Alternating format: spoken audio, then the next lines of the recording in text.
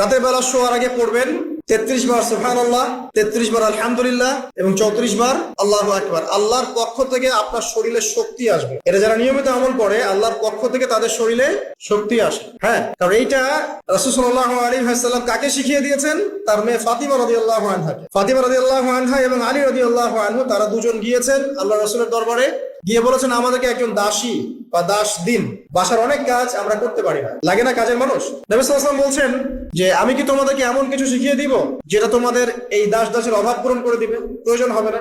অবশ্যই শিখিয়ে দিন। তখন নবীজি শিখালেন সাল্লাল্লাহু আলাইহি ওয়াসাল্লাম ঘুমানোর আগে 33 বার সুবহানাল্লাহ পড়বে, 33 বার আলহামদুলিল্লাহ এবং 34 বার আল্লাহু আকবার। তোমাদের দাসের প্রয়োজন হবে না ইনশাআল্লাহ। তো ব্যাখ্যায় অনেক ওলামায়ে কেরাম বলেছেন এটা নিয়মিত আমল করতে থাকলে রোগ ব্যাধি কম হয়, শরীরে শক্তি আসে, এনার্জি বাড়ে, আপনি নিজের কাজ নিজেই করতে পারবেন ইনশাআল্লাহ।